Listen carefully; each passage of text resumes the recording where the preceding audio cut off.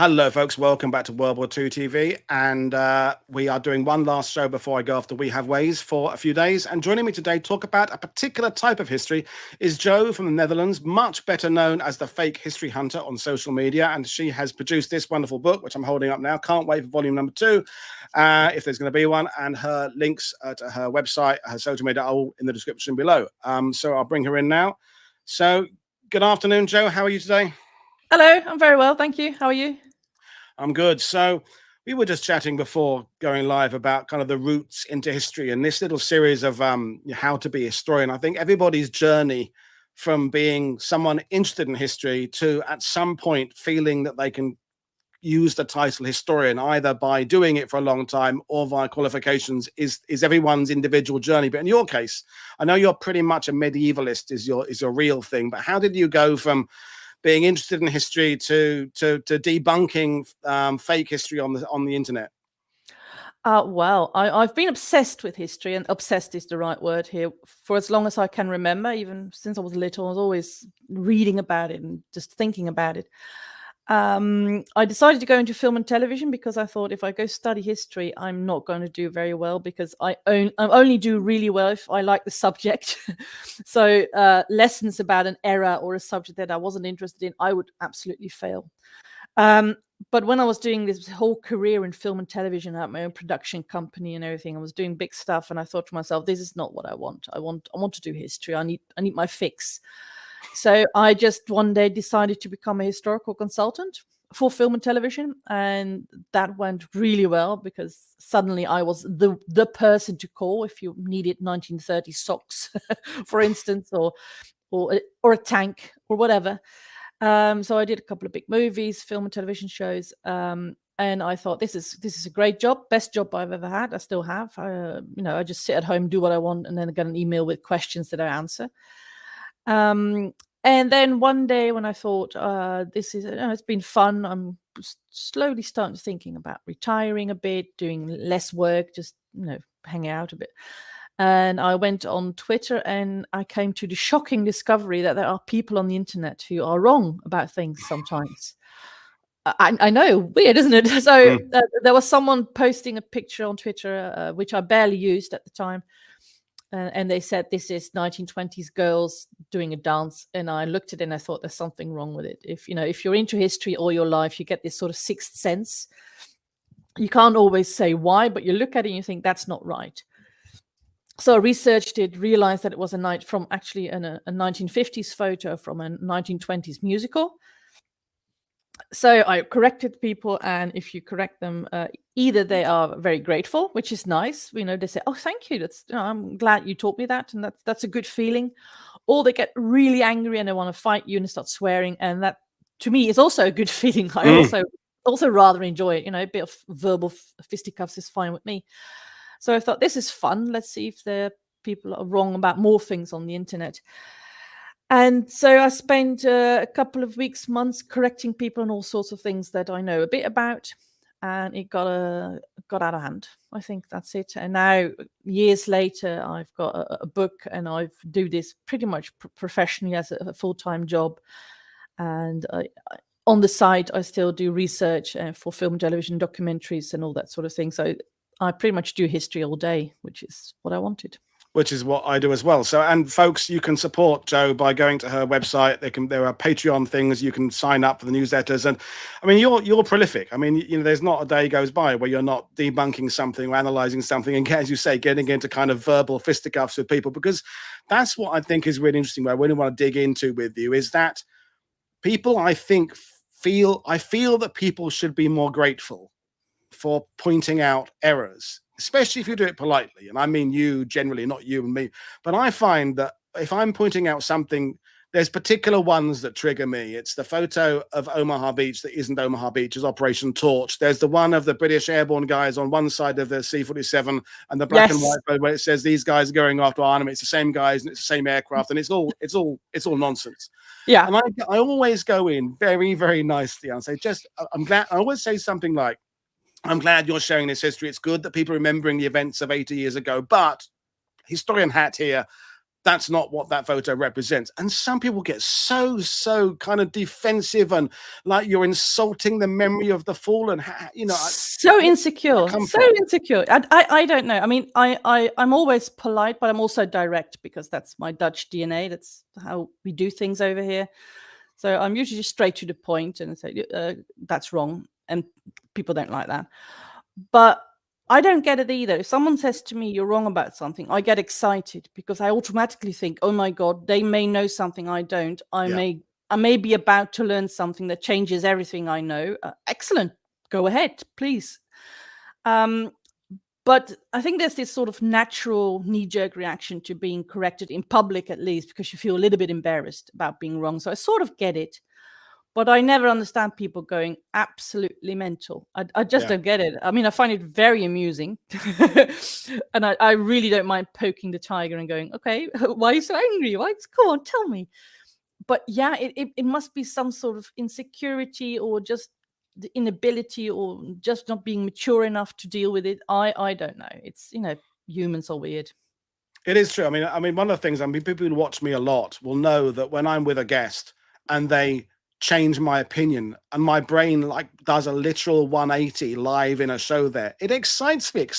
I'm thrilled that something I thought was this, for someone presents an alternative view of it, and I go, blimey, I didn't know that. Sometimes I'll swing back again. I'll read about it later on, and I'll swing to the middle somewhere. But that moment where I think, hang on, I might have been wrong about this for 50 plus years, I find that exciting. But some people obviously find it I love insulting. It's the most exciting thing. I mean, because everything I tell people now, for instance, about the Middle Ages, they weren't dirty. They bathed a lot. They, all those myths I once used to believe myself because that's what we're taught in schools till quite recently. And in some cases, people are still taught that. So I guess there's also this sort of things. If that was taught to you in school and your parents believed it and you see it on television, you see it in the films, in the cinema, you see it in documentaries, in museums. So of course you think, why would this random person on Twitter be right and everyone else wrong? And then you sort of have to start sharing that historians have changed their opinions and we've learned new things and all that sort of stuff. So that's very interesting. And so I sort of understand the automatic feeling people have of defending what they've just shared. So, and I get that it's very tricky to suddenly go, okay, nothing I've been taught is actually true. That's not something that's not easy to accept. That so that's because that I think it's the general public sharing stuff that seem to get more grumpy than historians. I think historians, maybe it's because of the discipline of history being about, like science, it's about trying to kind of prove yourself wrong. You if you can't find, if you think, well, did the 6th Battalion come over that hill there to the left of the city?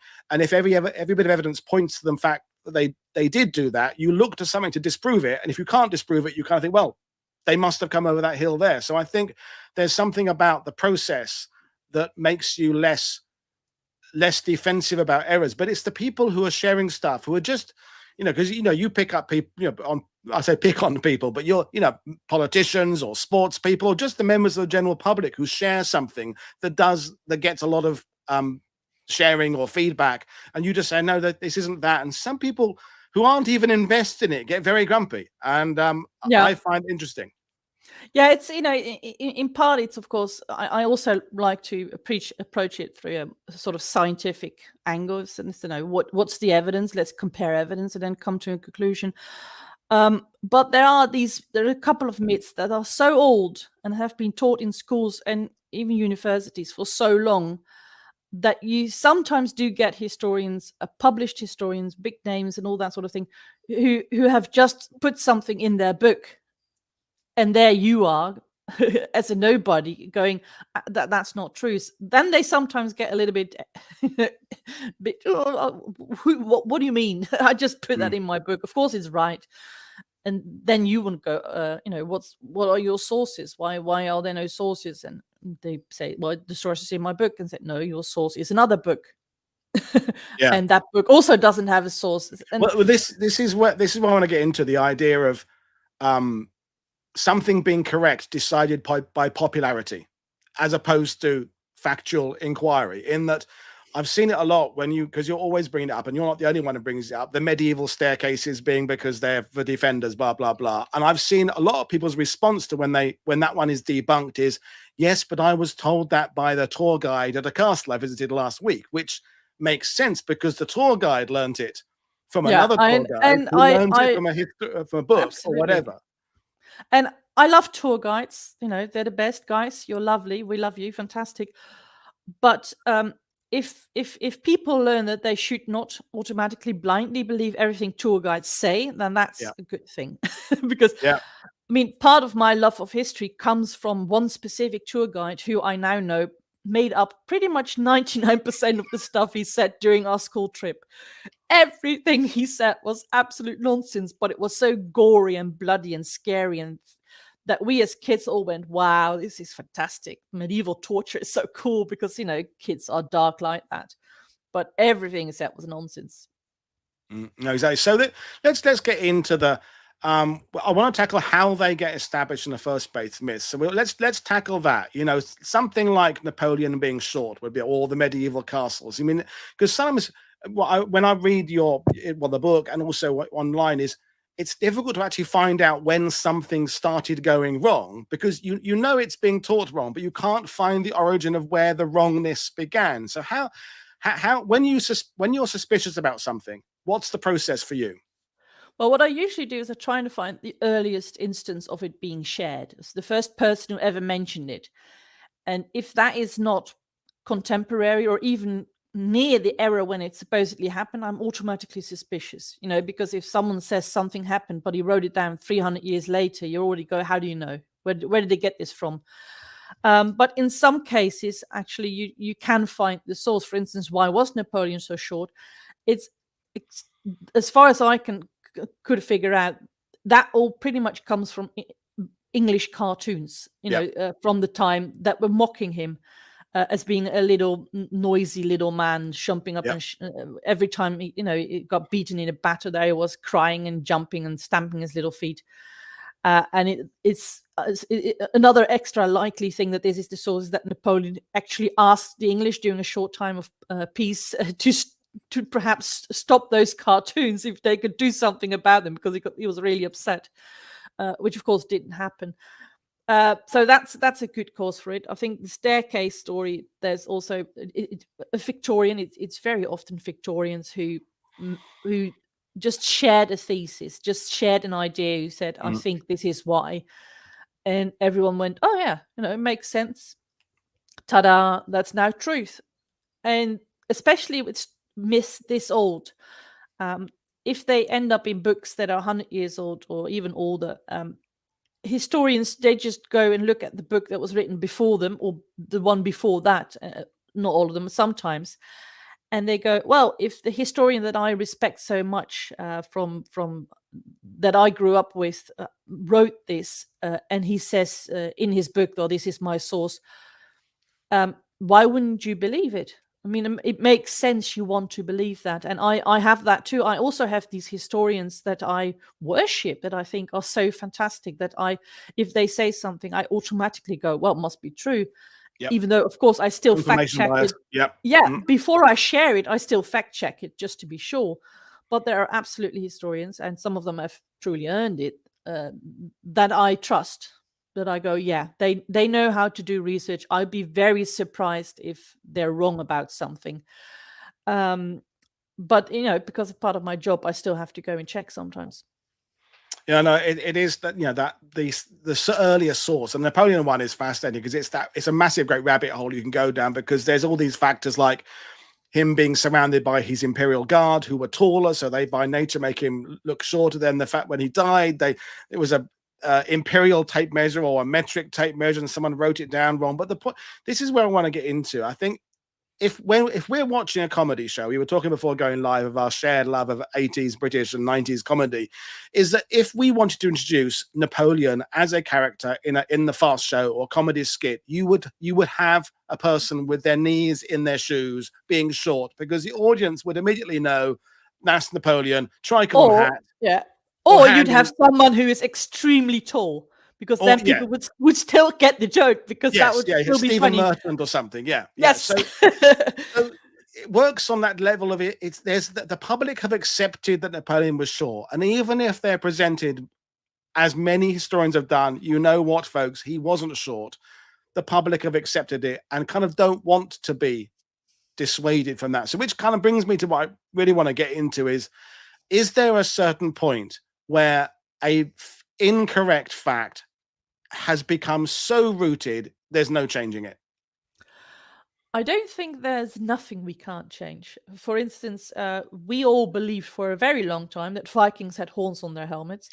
We think they should have. We just came up with our resident Dane Powell, just talked about Viking helmets. Yeah, exactly. And to be honest, they look really cool. I want Vikings to have horns on helmets. I still, well, not secretly anymore, I publicly dream about the day that one day archaeologists find a Viking helmet with horns to prove me wrong. That'd be good. That would be good. That would be so brilliant. Even if it was just the one and he did it for a laugh. I'd go, fantastic, well done, sorted. But yeah, there's just no proof for it. But that is actually changing. The amount of time I have to correct people I personally noticed that it's already a lot less than it used to be.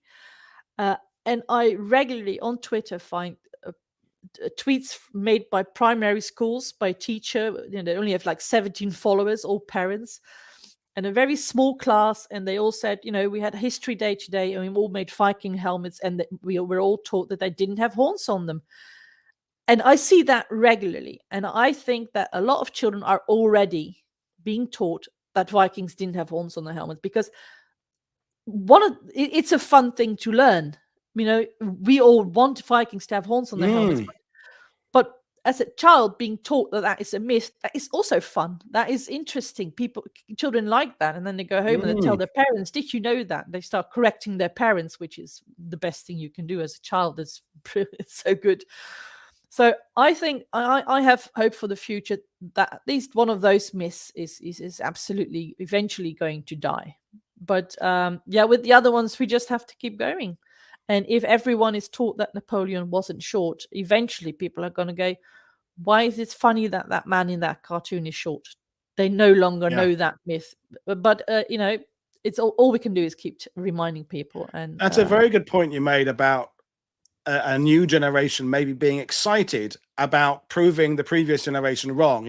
My dad and mum were taught that Napoleon was short, but in our class we learnt that he was average height, blah blah. So that's the interesting thing about the fact that people are coming through the education system now, theoretically, wherever they are in the world, with much better maybe better, but a different set of critical thinking skills, because they know their sources are coming from a wide variety. Whereas my only source when I was a young person was the library, where you kind of thought that most of what you're going to get at the library is going to be on the factual side, where if you're going on the internet, I would assume young people would know that there's good stuff on the internet and there's also bad stuff. So maybe there's hope that it will be the next generation or the current generation that will take these ideas forward. Absolutely. And the internet, as good and bad as it is, it does give everyone access to amazing amount of evidence and research. I can tell someone on the internet, this is what archaeologists and historians think. And I can then confirm that, prove that, back it up by sharing literally online archaeological papers and documents and research and images, and say, look, this is literally what they found last week. Yeah. For instance, I think it's about a year, maybe 2 years ago, they found a mechanical flushing toilet in York in a castle. Up until then, everyone, including me, thought that was invented by a nephew of Elizabeth I, that he made the first. So that is then changed. And when people don't believe that, I say, look, here is a photo of it. I don't have to tell them, go to a library and look it up or request these papers from a famous archaeologist. It's online. It's right there. Look, here's a photo. Here's a technical drawing, whatever. And that is going to help a lot. And I'm glad the fact you're positive about the internet generally, because I hear people say, oh, everything on the internet is rubbish, which is is a ridiculous thing to say, because there's lots of incredible information, There are archives on the cat internet. photos on it, so it's got to be brilliant. Yeah, and also the idea that books are also definitely brilliant, because I got crappy books on my shelves, no names, no pack drill, but there's this. Just because it's on the internet doesn't mean it's automatically wrong. And I like the fact that Yeah. when you're debunking stuff on Twitter or the socials, you kind of say, well, here's where there is good stuff, because where you find the repetition of fake history, you also find, if you look in the right place, the correction of that fake history. And then because you don't often, you're not the one with who's provided the smoking gun. What often you're doing is taking people back to where the smoking gun is. You're not the create. You haven't. What am I trying to say? You're not debunking it yourself so much as finding where people have already debunked it and putting it together in one place. Although you are kind of debunking it. Well, I do a bit of both. I mean, I acknowledge that there are a lot of people out there who know a lot more about many subjects than I do. So, we earlier we talked about Taff, the World War I expert. Yep, Anytime someone asks me about World War One, I immediately go, Taff, help out here. And there are medievalists who also know a lot more about certain subjects. But sometimes I know where the original sources are in records, so it all depends. But if you can find someone who can explain it, you ask them. Just try and find someone who can help. So let's talk about using sources, because when I've had Alex Churchill on, and she's younger than me, and I've had other historians going to be in this series who are older than me and same ages, that we're all coming through with a different understanding of the tools at our disposal. I've had to kind of progress from going to the library and getting addresses of American veterans from white pages that you would have bought at the library, to now using the internet and using Facebook and Twitter and things like that. And people are coming through now who are being taught history professionally with a different set of rules in terms of how they find history. So are we kind of in a beginning of a new era? I want to get later on to talking about AI and Photoshop and how much better stroke worse those things are, better in terms of tech, worse in terms of identifying it. Are we kind of in a transitional period now from kind of old school archives to the internet becoming a primary means of getting history? I think so, yeah. Especially because a lot of archives are and museums and things, the collections are very kindly putting everything they've got online, which is absolutely fantastic.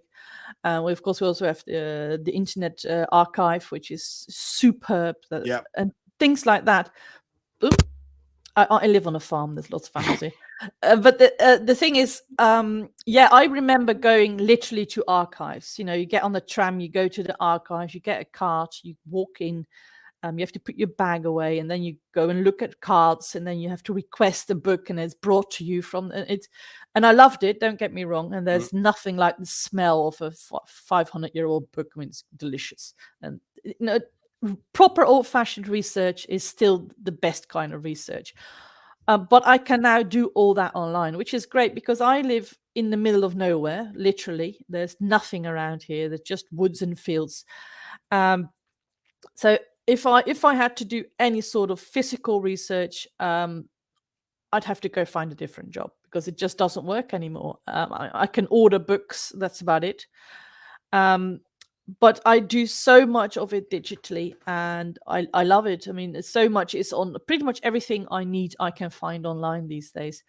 I still sometimes use a few books, which is fantastic. And if they're really good, I write a review about them with some of the most important bits, and I put that all online so that even the people who don't want to buy the book can still be convinced by a few of the things that I think the book proves. So I can use that. But yeah, it's all digital, it's all online, and it's fantastic. And it's sort of a democratizes it. Democratic. What do you call that word? Yeah. Where it sort of makes it available to everyone. Yeah. And I think that's wonderful. I mean, I don't remember the details, but I had a discussion with someone, and they proved me wrong, because they had found something in an online archive. And I thought that was so good, because I didn't even know that archive was already online. I was waiting for it to become online. But that's how it works. There are now people, a 16-year-old still in school can prove an historian with decades of experience wrong simply by saying, I went online and I went to an archive and I found this document, which until a few years ago would have been absolutely impossible. So I think that's fantastic. The more information, the more knowledge there is available to as many people as possible, that can only be a good thing. And it's definitely shrinking the world. I mean, Janet Oakley is just saying there, I started out doing history at the National Archives and Smithsonian. Now I contact educators at museums, librarians, and other historians by email. And, the book I'm working on right now, because I've got people around the world who are happy to travel to the archives because they live next to the door to them, or I can get some of the stuff online, I can spend my time down on the battlefield looking at the ground, which is the kind of the unique point of view I can bring because I live 45 minutes away from the battlefield I'm writing about. So, there is a lot of positivity of the speed with which information can be assessed, and you can put a question to someone who is an expert in their field and say, I'm not sure about this. What do you think? And they go, yeah, no, it looks good to me. Or have you checked with this resource? Or have you checked with that person? Yeah. So to be before we get into maybe the negativity about AI and Photoshop and stuff, we're using this series kind of to help guide potential future historians. So you're in a fairly niche field, debunking stuff on social media. But have you got any advice of what not to do about becoming a historian, or what should people be doing, or any kind of golden rules about stepping into the field of history? Well, I think the most important thing, and that's not just for historians but for everyone, is just always keep looking for the source. Don't just assume that what you're reading is true because you love that historian. Sometimes literally, you think that person, you met them, you've read their books, you've seen their documentaries, you think they know everything. And even if they do, even if they are never wrong, you still make sure. You still got to sometimes check the source of the source of the source and see how far back you can go. Yeah, because historians, as weird as it may sound, are still humans. So they still make mistakes. The professor that you worship, they can still be wrong. They can still be repeating something because what they have been taught has been truth for decades or even centuries, but it's no longer true. So always keep that in the back of your mind. Always go, let's see if I can find the actual root of this story, where it began. I think that's the most valuable lesson you can have for anyone. And going back to what you were saying about trying to find the earliest source, because one of the we'll talk about some of the World War II fake history pieces in your book there, but one of the ones that kind of strikes me is that one of the German soldier with supposedly the mobile phone in his pocket. And, correct me if I'm wrong, you found out it was taken from a movie set. And, if you expand the photo and uncrop it, you get modern cars in and stuff. So that was easy with, you always talk about, reverse image search, which is a great tool that I use all myself. So you can find out where did that image come from. But we're moving if you're lucky, because in that case, I got lucky because the person who uploaded that picture to the internet actually responded to an email. Right. And he's responded months after I send it, because he never uses that photo website anymore. So he just randomly looked at it and thought, oh, I've got a message. So I was just really lucky, because if he had never responded, it would have been, well, perhaps even impossible to find the origin of the photo. And it doesn't really matter, because most people look at it and go, well, of course a World War II soldier doesn't have an iPhone. We know it's fake, but I still want it because I'm obsessed and addicted to history and research.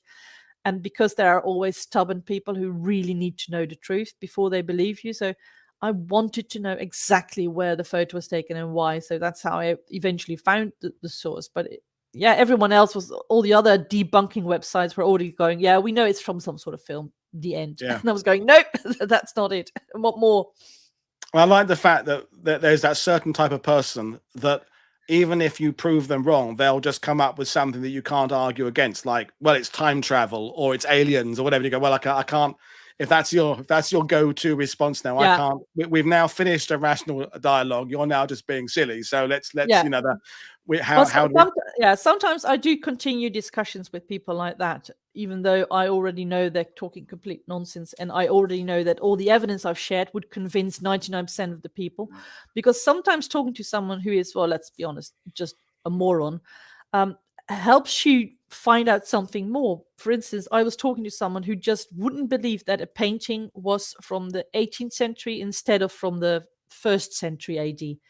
And I said, oh, the experts say it's not that old. The museum itself says it's not that old. They wouldn't believe it.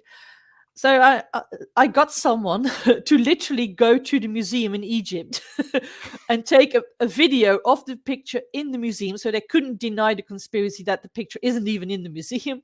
And they filmed the note that says, that exactly describes it. And then I had that piece of video, and so I ended up with even more evidence, even though I didn't really need it, just for that one really weird, silly person. So it can still be fun, but usually I just go, right, if you can't talk rationally, we're out. It's like I feel that I can't necessarily get through to the person, but it's the other people reading it you might get through to. It's like, Brad, who's watching from OTD Military History, the Nazi fanboys, people like that. You're maybe not going to get through to the absolute idiots because they believe something because they want to, for whatever reason. But there are people who are maybe in the middle somewhere who don't quite know how to discern their sources, who, if you can kind of convince them with fact, you especially on cut them off Twitter, at the source, so to speak, Yeah, especially on Twitter, because when you're having a discussion, sometimes you can see that although you're talking to one person, you can see that your tweet has been seen by 10,000 people. Yeah. And sometimes I get a response to a tweet that I posted 3 years ago. So these old discussions still go around. People still read the stuff. So that's why, that's why I also keep talking. I'm not just talking to the person I'm debunking. Half the time I'm also thinking of the people who just happen to see it, which is fun. And that's good as well, that you're not putting some of your debunking things to bed. They're still kind of, in a sense, open cases in case some other bits of evidence come along that just changes you slightly differently. You go, oh, hang on, that, because any of us who say, yes, I know D-Day now, that's it, I've reached capacity, I know everything there is to know. That's a ridiculous position to take. It's always, I want to learn more, there must be something else here. So I like that, and that's the idea of, like on a YouTube channel or Twitter, is that a discussion you start there it's temporarily on hold. Whereas a book, once that's been produced, yes, okay, there are updates and new editions, but that kind of stays static. Whereas the internet is an ongoing process. We've got a question from Peter, and I want to bring it to some of the AI stuff. So Peter is saying, how can bona fide historians compete with the misinformation embedded in popular TV media, and worse yet, sourceless social media? Because social media is your arena of combat, isn't it, basically, Joe? So how do you compete? I mean, I think you kind of said it earlier, but you just keep chipping away and doing it. But you just shout, you shout and scream and shake people by the collar and go, "You're wrong, you idiots!" I mean, it's all you can do. I used to describe it as throwing sharp, pointy facts at people, at their faces. And but you still have to be lucky for someone to actually read it and see it, especially when there is someone with millions of followers and you respond. The odds of people actually seeing it is very small. But it's all you can do, and you can do it by throwing as much evidence as you have at them. And of course, there's also community notes now, which is quite brilliant, because especially if someone has blocked you, they block your correction, and then suddenly there's a community note with what you said, sometimes even with links to what I wrote right underneath their tweet, and you can almost hear them crying and screaming and being really upset about that. But that's a really good step. And in the end, all you can do is hope that people pay attention and see it.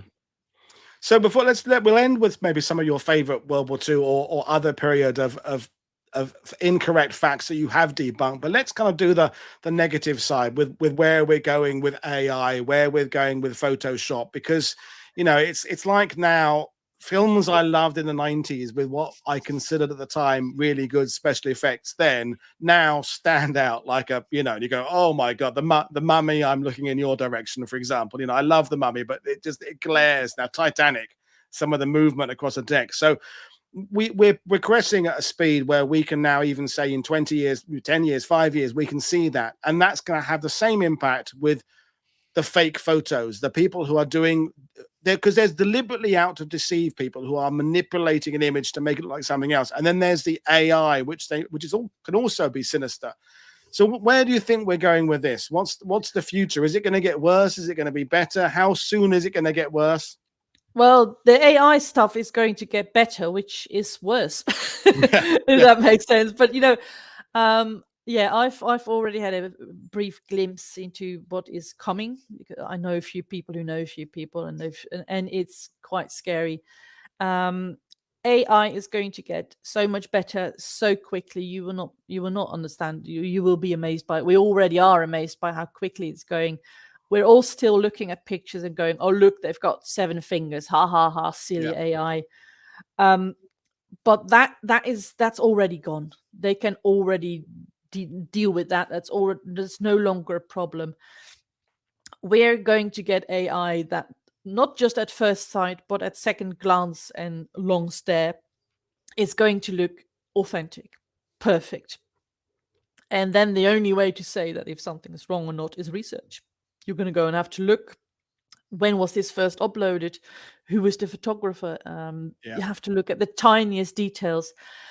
It's going to be very, very difficult. And the problem, of course, is not just that you'll get so many images that nobody knows if they're real or not, but it's going to also be a tsunami, because this is not something that an expert does. Because, of course, we've had fake photos for as long as photography exists. People have been messing with photography since before Photoshop existed. There are so many fake old photos that we know are fake, but they look real. This is not a new thing, faking photos, and footage and film and all that sort of thing. But what is new is the scale, because anyone with no knowledge of tools, technical tools or things like that, or software, can just go to a website and say, make a photo of this and this and that, and it will look perfect and will be able to fool a lot of people. So there's going to be millions of images. There already are so many. Facebook has become unbearable. I'm a member of a lot of historical photography groups, history themed groups.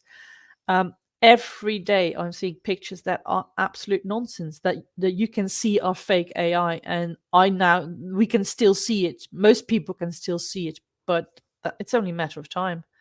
And it's going to make things very difficult. But the museums, the archives, can start to combat that by releasing more images as public domain, getting more stuff out there. Because let's stick with World War II, because I am World War II TV. There are whole campaigns and battles for which there are no images, because they just were no photographers there at the time, or there's no footage, or if there is footage, it's pathé, so you can't use it without paying or whatever. So whereas if I was to write I can't think of an example of a battle that has no imagery, but let's say the Treasury Islands where the New Zealand division landed in 1944. I don't know, I can't remember whether there's any images or not, but I could put into AI, create me an image of New Zealand troops moving through a jungle using a Sherman tank, for example. And now it would probably be crap, but in a year's time, is what you're saying, in 5 years' time, it would be really, really good. Good, but at the same time, as you're saying, bad, because it won't be real. But then graphic novels aren't real, and they can be informative and educational. So the museums can definitely counter this by releasing the stuff they've got and giving historian and the public more information to play with, because the more they sit behind paywalls and license fees and stuff, the temptation for the naughty people will to create fake images. Yeah, and if for instance in a year I see a photo that I think looks real, and I have a lazy day or I'm distracted and I forget to fact check it and I share it and it's AI, thousands, if not hundreds of thousands of people are going to see it, and it's coming from me, a source they trust, trust perhaps even more when it comes to authenticity. And so they think it's real. I think it's real. They share it. They retweet it. God knows how many people will see it. And in a year's time, it may end up in a book as real. And then it is real, because then everyone will think it's real. So that is absolutely a very legitimate danger that we have at the moment. And the only way to prove if something is real or not in the very near future will be that there is an actual original somewhere in a museum or an archive, because how else are you going to prove it? No, absolutely. It's kind of worrying where we could go, but then there are solutions. You say release more images, be more thorough, but we're back to that what I said earlier about something being correct being decided by popularity, which it should never be. People believe the Earth was flat millennia ago. That doesn't make it true. People have believed all sorts of things in huge numbers, and we're in that era now where if something gets repeated enough. And that's the astonishing thing about some of the fake duff history that I see in the Facebook groups that I'm part of, is that, I'm here daily bashing out content that a few thousand people see, hopefully on a good day, a few tens of thousands of people see, but a bad history post can reach millions. Yeah. Within seconds almost. But now most people on the other hand, to make things a little bit perhaps worse, is that a pretty 17-year-old doing a little dance on TikTok while shouting something about history is also believed by millions of people with no sources, no references, nothing. TikTok is insane. There are people and then sometimes they use AI to make a video, but sometimes it's just someone doing by the way, the Iron Maiden is real, the medieval torture device, and it gets likes and shared, and you have no idea. And that's just someone dancing and saying something. But I had to debunk an entire AI created sort of video, 2-3 minutes long, about medieval hygiene. And the text was AI generated. It was read by an AI voice, and the animation was AI, and it was 99% absolute nonsense. And hundreds and thousands of people have shared it and liked it, and they all believed it. You look at the comments and they go, yeah, that's how it was. And it's depressing. I mean, it is, but at the same time, I think some of the really quick history is that I don't use TikTok, but the Facebook Reels thing comes up on my phone sometimes. And if I'm trying to just on a train or something, and I just flick through stuff, but I know that I've forgotten stuff literally half a second after I've flicked on it. It's gone in and it's straight out the other side. Very little of it kind of registers there. You go, yep, okay, someone likes fried chicken, boom. There's someone doing a funny dance, boom. And if you ask me 5 minutes later, what did you just watch? I go, I have no idea at all. It was just images that passed my head. But at the same time, as we, that it's the social media accounts on Facebook, the ones that have some kind of legitimate historical basis, World War II photo groups or the 16th Infantry Appreciation Society, whatever it would be, and then there's something on there that gets shared among the good content that's bad. It's the person who signed up for that page not being able to tell whether it's a decent pucker photo or one that someone's got from somewhere. And I struggle to identify now what's real and because there's these social media accounts that are just share. It's copy and pasted stuff about the ones that keeps coming on my Facebook, because I like things like Father Ted and IT Crowd. We were talking about that earlier.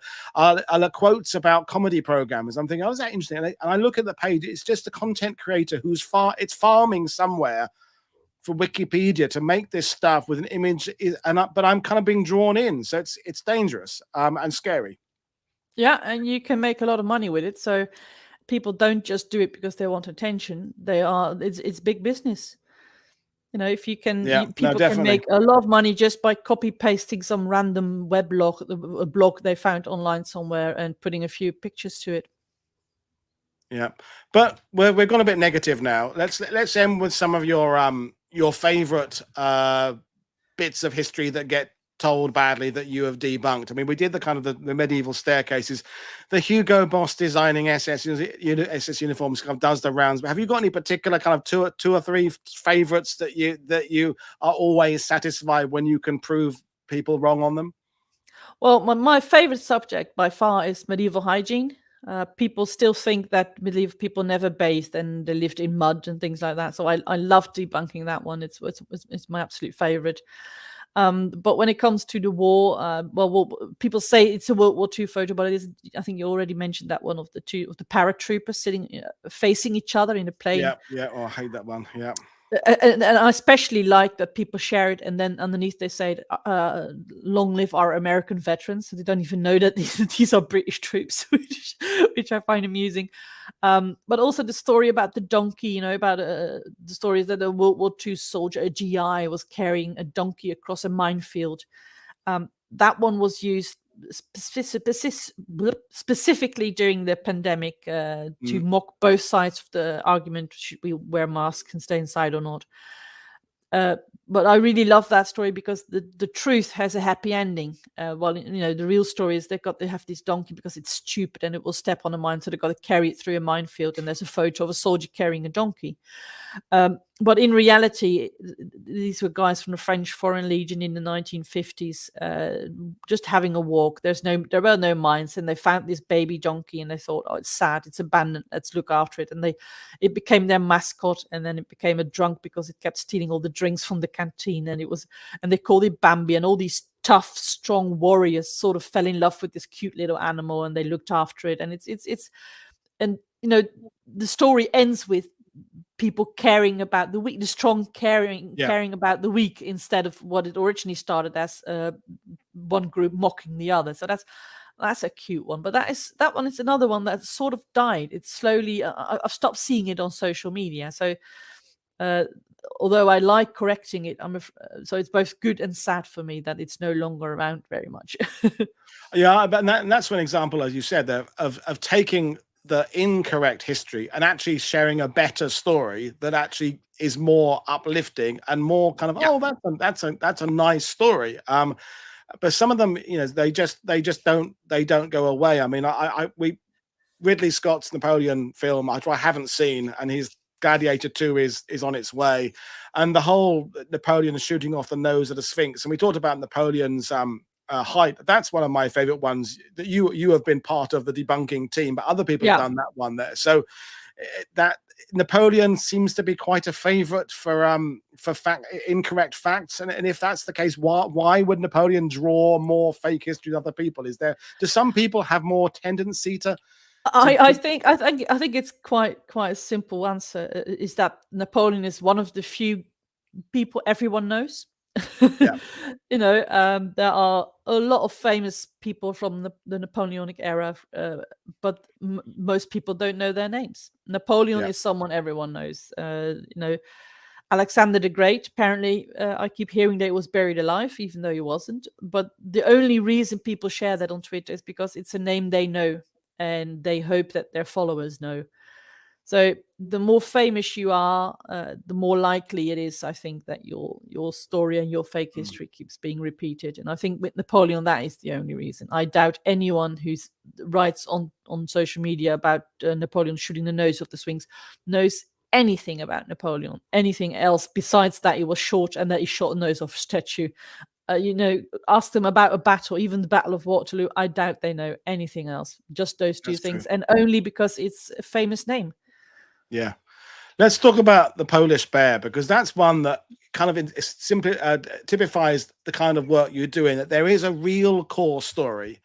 Then there's fake stuff that gets attached to it. Then there are fake images that get attached to it. And then there's searching. People, as you explain in your book, I'll let you tell the story yourself. People then search to kind of debunk it themselves, but then they find the wrong information because Google then leads them to the wrong stuff. So that, to me, is a good example of the kind of work you do. So we want to kind of summarize where that story starts and ends. That's a really cool one.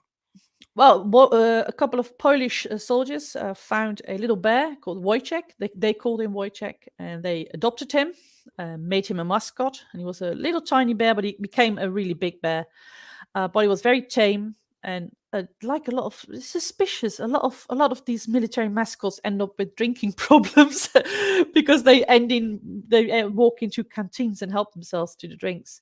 But these guys, they had this bear with them, and during World War II, when they fought on the Allied side, of course, they had this bear with them, and there are a few stories about how he may have carried boxes of ammo, which I'm not sure if it's true, but there's one witness who said it happens, and Wojciech is a cool bear, so why not?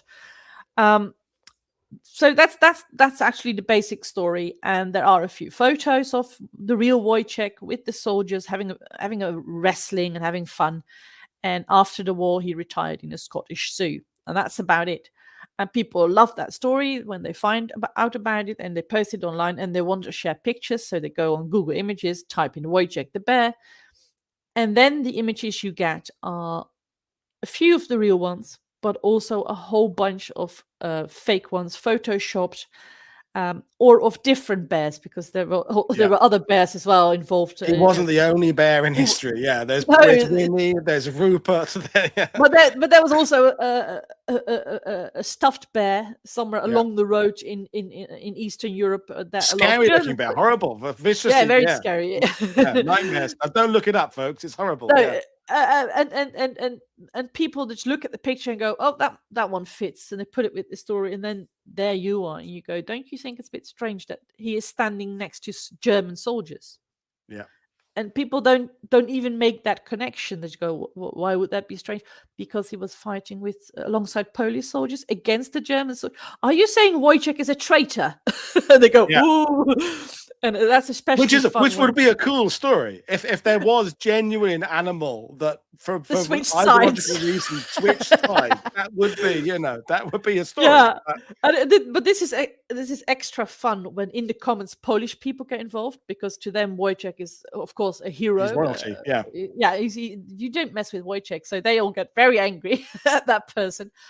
And the most popular pictures are ones that were made for a film project by a student many years ago. An interesting project that you can see online on YouTube, where he was trying to tell the story of his German father during the Second World War, but his grandfather, but he replaced images of his grandfather with that of a bear. It's an interesting project, and he just made it as a student, and it didn't mean anything by it. But people see pictures from the Second World of a bear, so it's got to be a Wojtek. And that was a fun one to debunk and to get to the bottom of that, because a lot of people were saying, of course, it's fake because he's with German soldiers. Yeah. But nobody had actually found the source of those fake photos, which I thought was really fun to discover. No, definitely. And thanks for sharing it with us. And also, it's going back to that idea of the fact that there are different reasons for the sharing of fake history. There's deliberate attempts to deceive for whatever reason, monetary, just to piss people off, just because people are trying to be edgy on the internet. And then there's sharing stuff by mistake because someone thinks, oh, that's really interesting, and then they share it on their account and other people read it. And it's, we don't want to lump everybody in into the same area, because I've shared duff history. I've said things on tours in my career as a tour guide that I have since found out were not true. And you go, okay, now I've amended that. I can't go back in time and contact all the people. I probably told you that it was a Stug 3, but it was actually a Marder. I can't do that. But you can make sure that you improve it for the future. But that's very different to the deliberate deception of stuff and people sharing bad history to, I don't know, influence people's voting or influence people's tolerance of other people's. That's where you're getting into really, really dodgy territory. And history can be used as a very oppressive tool as well. Yeah, and of course you notice that today, whenever there's a big conflict or any kind of tension in the world, or wars and things like that, people are spreading fake news everywhere, but they're also spreading fake history. The Russians were making claims about Ukrainian history, which is wrong. Ukrainians were making claims about Russian history that wasn't quite right either.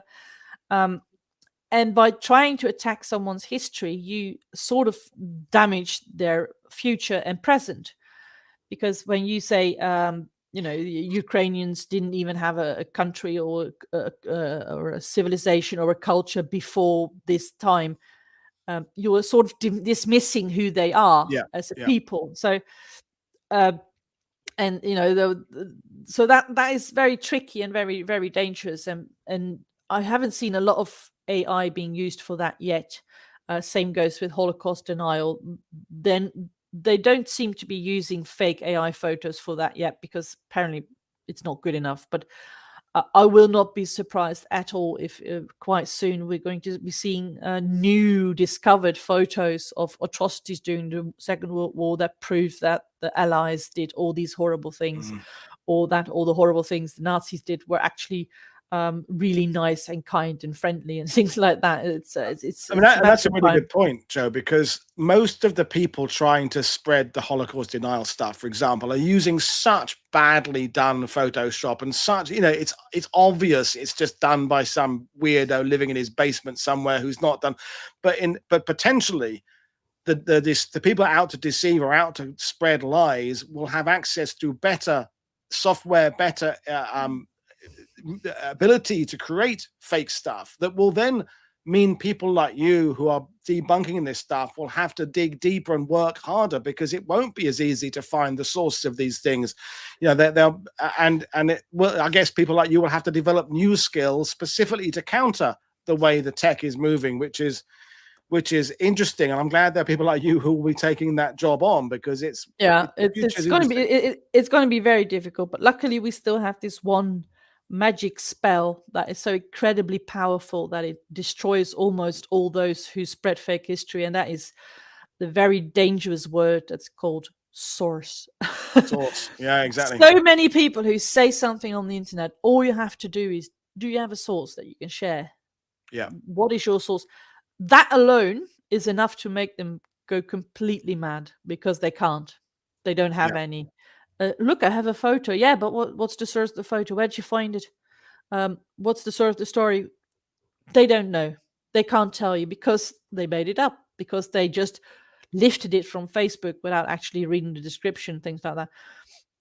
In 99% of the time, that's where you can already know that someone's opinion is worthless, and luckily you can do that in public.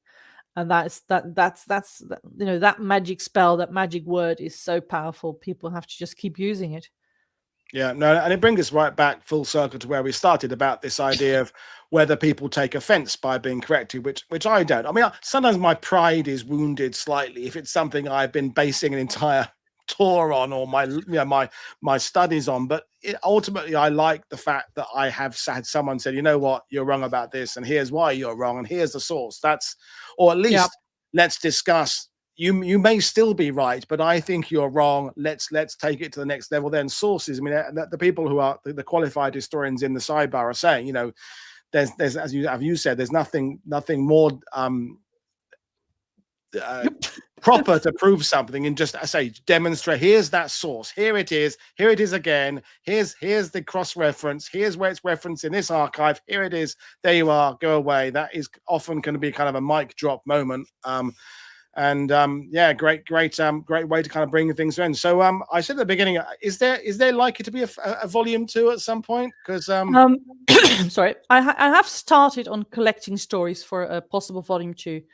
I don't think I have enough yet, but it's only a matter of time, because new fake history is added to the internet every day. But I'm working on a children's version of the first book. So it's going to be fewer stories and slightly differently written. And I finally get to use a few rude words I wouldn't use in the grown-up version. So I hope that all goes well, and that should be fun, and I hope that it's going to make children even more annoying by asking parents and teachers for sources all the time. No, that's a fantastic way. Is again bringing it back to what you were saying earlier, is proving the older generation, the older folks wrong, because you've been taught parents and teachers are going to hate me, because I literally start the book with I'm sorry to tell you this, but your parents and your teachers and the people who make documentary films sometimes get stuff wrong. Don't believe everything they say. So that's going to be fun. Well, Martia, a fellow Dutch person in the sidebar, saying, do you have an illustrator, Joe? Because Martia does fantastic digital illustrations. So I'll put you in contact if you wanted to make contact with Martia. Not yet. Of course, in the end, that's all down to the publisher. But when the children's book needs an illustrator, we'll start looking around. Brilliant. It's good to know. Well, Joe, we'll leave things there. It's been great talking to you. And folks, you know what to do. Go and get the book. Go and check out Joe's website. Check her out on social media. I mean, she doesn't need my promotion with 250,000 followers on Twitter, but a few more will help there. And as I say, the thing we can all do is keep sharing correct history. as our way of trying to combat the ever increasing tide, the tsunami of fake history that is bombarding us all the time, is just keep fighting back with our little small fire engine hose of correct history. Yeah, we'll fight them on the beaches. We will fight them on the beaches. So, Jo, have a great weekend, folks. I'll see you all again after We Have Ways. This is Paul Woodadge from WW2 TV saying, enjoy your weekend that's coming up. I know it's not coming up yet, but it is for me because I'm off England soon. So, cheers, everybody. Thanks for watching. Bye.